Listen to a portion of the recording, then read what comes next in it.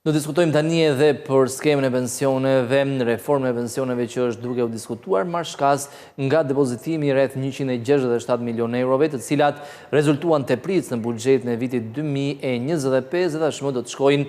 janë transferuar më saktë në një fond special në një llogari bankare të hapur pranë Bankës së Shqipërisë. Më gjërësisht do diskutojmë me pedagogun ekspertin e ekonomisë, zotin Leon Sasani.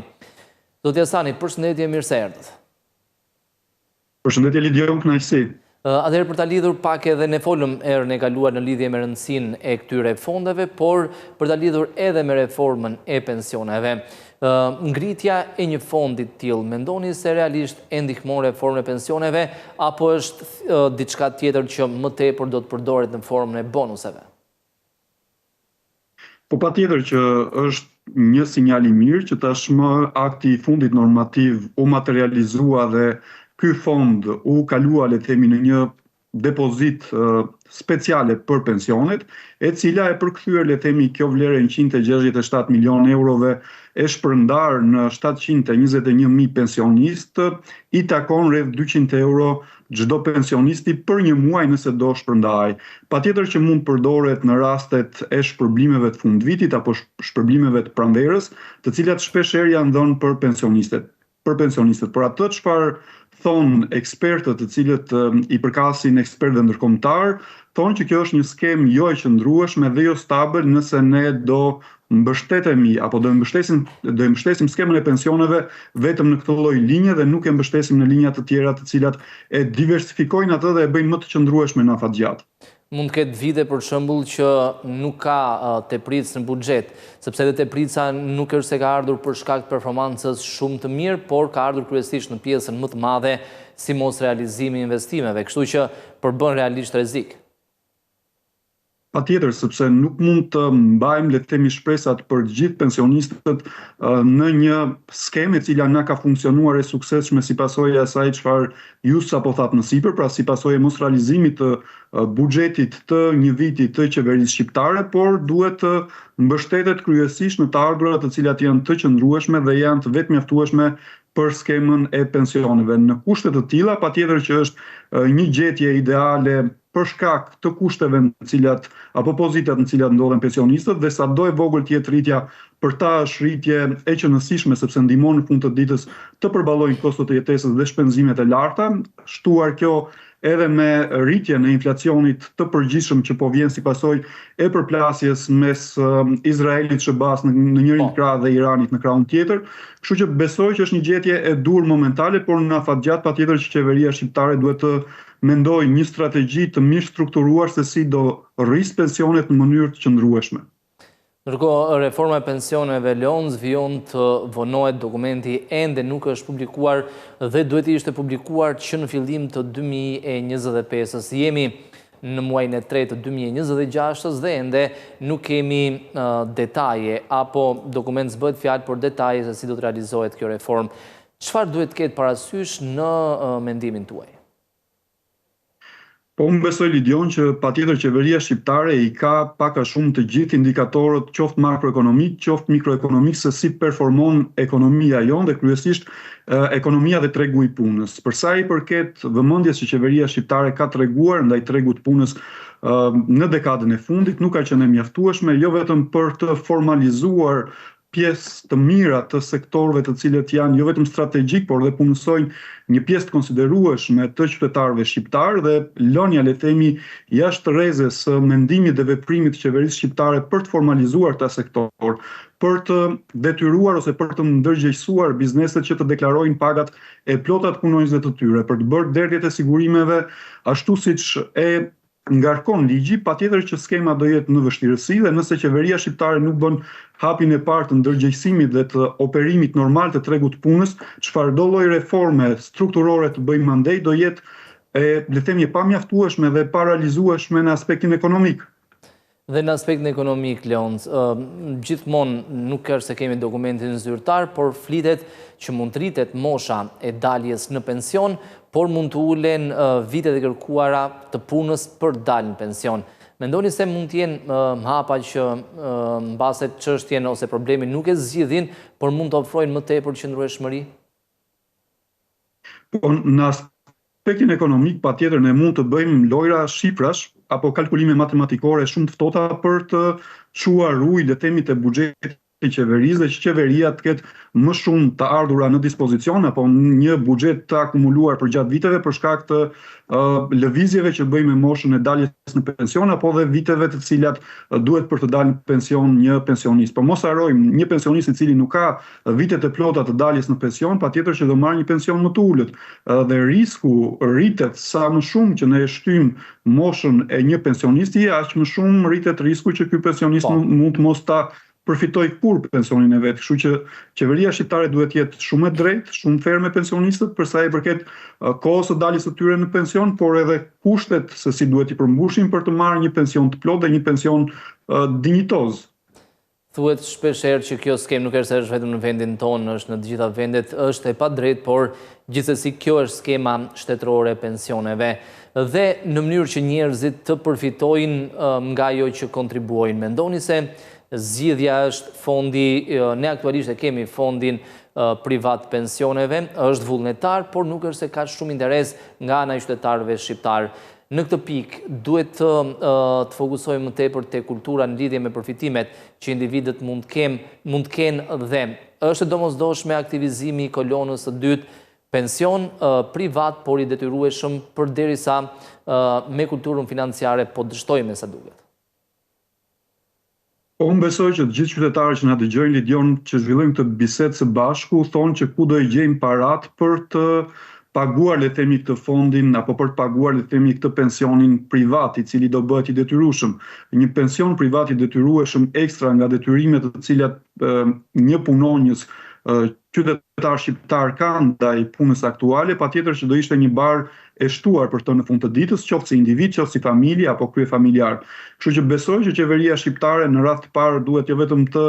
rregullojë indikatorët makroekonomik, sepse nëse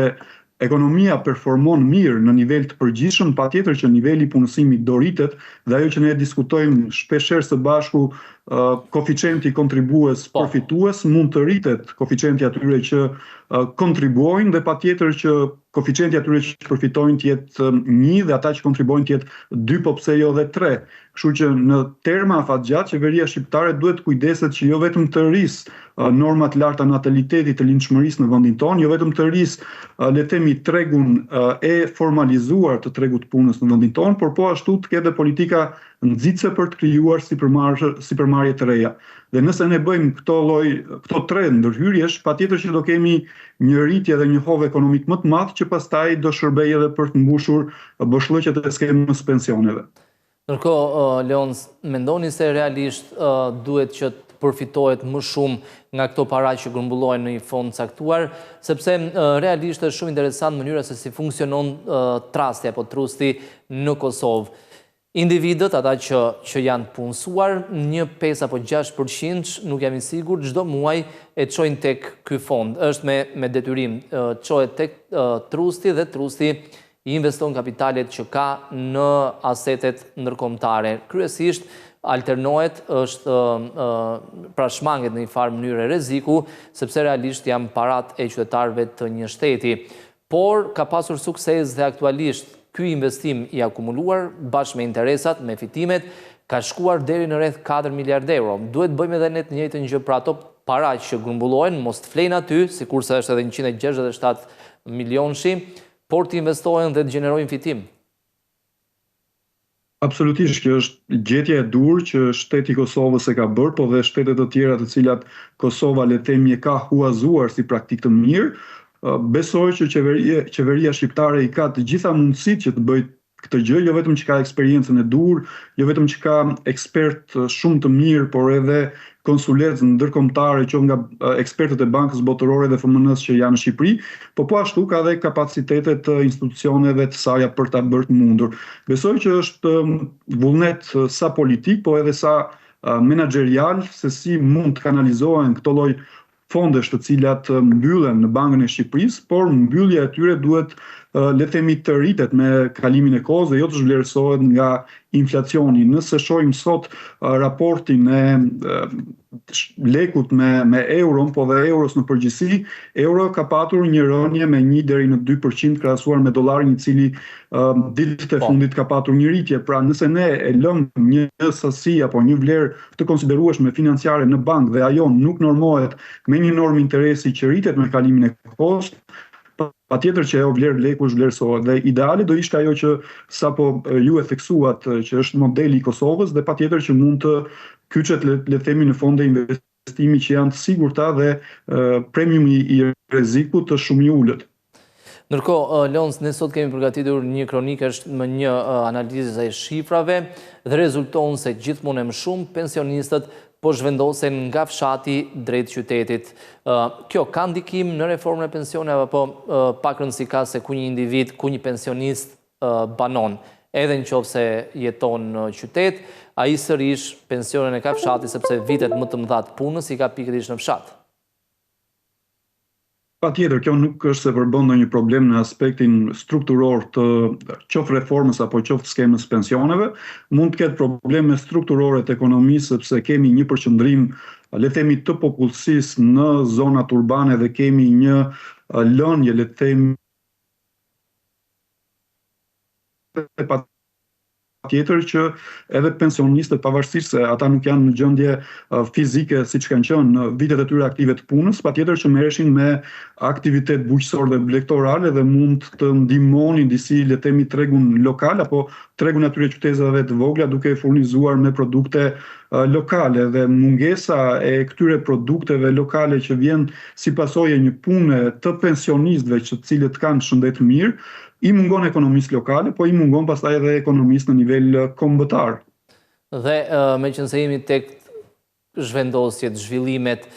demografike, një pjesë e mirë e qytetarëve shqiptarë janë zhvendosur nga fshati drejt qytetit, por një pjesë tjetër kanë vendosur të largohen jashtë Shqipërisë. Duhet të ketë parasysh reforma e pensioneve pikërisht këtë çështje demografike, sepse më shumë të larguar përkthehet në më pak kontribues në skemën e pensioneve, sepse përfitues sërish janë, edhe nëse largohen pensionist, ai ka drejtën ta marrë pensionin në Shqipëri. Po patjetër, kjo është një problematikë dhe një plagë të cilën Shqipëria e ka përballur, le të themi, në valë të ndryshme apo në intervale të ndryshme kohore, dhe viti 2010, 2020 apo 2022, po dhe këto vitet e fundit, ka, le të themi, një fluks të lartë të jo vetëm interesit, por edhe të gatishmërisë të rinjve kryesisht, që i përkasin grup moshës nga 18 deri në 35 vjeç për të larguar jashtë vendit dhe për të emigruar në vende si Gjermania, Zvicra apo Anglia. Kjo vjen si pasojë e një ekonomie, do thoya unë, familjare të këtyre individëve, këtyre të rinjve, e cila është, le të themi, në nivelet e papranueshme për mënyrën se si e mendojnë këta të rinj jetën, dhe patjetër që drejtohen drejt emigrimit për të patur një pagë më të lartë, për të patur një jetë më të mirë dhe patjetër për të tërhequr në të ardhmen prindrit e tyre. Patjetër që kjo është në aspektin individual, familjar të një familje mund të shihet pozitive, sepse rriten të ardhurat e familjes të rastit konkret, por në rastin e vendit ton, patjetër që është një minus i madh, sepse jo vetëm që na ikën fuqia punëtore aktive, po patjetër na ikën edhe një nga indikatorët më të rëndësishëm të ekonomisë, që është konsumi. Pra, nëse ne kemi vitet e fundit të larguar mbi 1 milion shqiptar, pra nëse marrim 15 vitet e fundit, bëhen 1 milion shqiptar, sepse 800.000 kemi me leje qëndrimi në Europë që janë të dhëna nga Eurostat, dhe pjesa tjetër që janë, le të themi, në tregun e zi, mund të shkojë, le të themi, në vlera shumë të larta humbja e konsumit në vendin tonë, dhe nëse marrim vetëm vlerën e një buke, patjetër që shkon rreth 1 milion euro mungesë vetëm konsumi i një buke në ditë. Pa llogaritur pastaj të gjitha produktet e tjera që mund të jenë jetike. Duhet të ketë njëkohësisht skema e pensioneve, ose më saktë çfarë duhet bëjë qeveria, Leonc, sepse popullsia gjithmonë më shumë po plaket dhe raporti midis atyre që kontribuojnë në skemën e pensioneve, pra ata që janë aktiv në punë dhe atyre që përfitojnë, që janë pensionistët, po ngushtohet. Ka shkuar në 1.2 mbase aktualisht. Po, është e vërtet, ne kemi një qëndërzim të ekonomisë në disa pole, poli kryesor është Tirana, Vlora, Durrësi apo dhe Fieri, të cilat kanë një ekonomi, le të themi, disi konkurruese me kryeqytetin, por patjetër që janë larg ekonomisë kryeqytetit, dhe ajo çfarë është e dura që duhet bëjë qeveria shqiptare në këtë moment është që buxheti të shpërndahet në rajone të cilat realisht kanë potencial për rritje ekonomike, kanë potencial për zhvillimin e sektorëve siç është sektori i bujqësisë dhe i turizmit, dhe patjetër që rritja e këtyre sektorëve do të thotë një sinjal më shumë për këta qytetarë që të jetojnë dhe të veprojnë apo të punojnë në këtë zonë të cilën ata janë lindur dhe janë rritur, dhe të mos e shohin emigrimin si rrugën më të shpejt për të gjetur, le të themi, mundësinë për të realizuar të ardhura të larta. Dhe besoj që investimet e qeverisë shqiptare, nëse adresohen ashtu siç duhet, jo vetëm në sektorë strategjik, por edhe në zona të cilat mund të jenë rurale, por kanë potencial të lartë ekonomik, do ishte një zgjidhje e duhur që ne të mos kishim këtë zhvendosje kaq të madhe demografike, jo vetëm brenda vendit, por edhe jashtë vendit pastaj. Leon, zdim pyetjet fundit për të përpjekur për ta lidhur pse nuk po funksionojnë këto skemat private vullnetare të pensioneve. Mendoni se gjithçka ka të bëjë edhe me zhvillimin e tregut financiar në vendin ton? Pra, qytetarët shqiptar e para mbase nuk besojnë, por e dyta ecin paralelisht edhe me zhvillimin e tregjeve financiare. Ne nuk është se kemi një treg të zhvilluar, ende nuk kemi një bursë e cila të funksionojë sikurse duhet funksionojë, dhe mund të jetë kjo një arsye? Po patjetër, nëse shohim disa nga studimet që janë realizuar për edukimin financiar në nivel evropian, Shqipëria rezulton e fundit ose e para fundit për sa i përket nivelit të edukimit që qytetarët kanë, qoftë për sa i përket menaxhimit të ekonomisë, por qoftë për sa i përket financave, dhe gjithmonë korelon, le të themi, niveli i ulët i dijes së njohurive mbi tregjet me investimet dhe gatishmërinë që kanë qytetarët për të investuar në tregjet financiare. Dhe patjetër një vend, një komb i cili ka, le të themi, njohuri të një niveli të ulët, patjetër që marrëdhënien me investimet në tregjet financiare do e ketë të një niveli jo të kënaqshëm, dhe shpeshherë këto vende mund të bien pre edhe manipulimeve dhe abuzimeve nga individ apo organizata apo rrjete të cilat kanë si qëllim mashtrimin financiar të tyre. Sigur se ka ndodhur në shumë raste deri tani në vendin ton. Leonc, patjetër ne po mund vjoni. Patjetër ne kemi disa raste të cilat kanë ndodhur në vendin tonë, edhe pse janë të izoluara, kryesisht kemi patur pensionistë të cilët janë manipuluar dhe kanë investuar qoftë edhe fondin e pensionit në aspektin që kanë dhënë të dhënat e tyre bankare, dhe përmes të dhënave bankare që i kanë dërguar individëve të panjohur, kanë bërë pastaj mandej marrjen apo zhvatjen e parave të tyre nga llogaria bankare. Ndaj dhe qytetarët shqiptar duhet jenë shumë të ndërgjegjësuar për sa i përket të dhënave të tyre, kredencialeve të tyre, se kujt duhet t'ia japin, dhe asnjëherë nuk duhet t'i besojnë njerëzve të cilët i dërgojnë mesazhe përmes rrugëve telefonike apo dhe përmes rrjeteve të tjera të internetit. Asnjë nuk ofron lek apo euro apo dollar, çfarë do që të jetë monedha, asnjë nuk i ofron falas, duhen fituar ato tek e fundit. Çdo gjë që është e thjeshtë, mund duket shumë e bukur, e sigurt që është mashtrim. Është e vërtetë. Leonc, ju falenderoj për të gjitha mendimet e sjella në studio, ditë mbarë.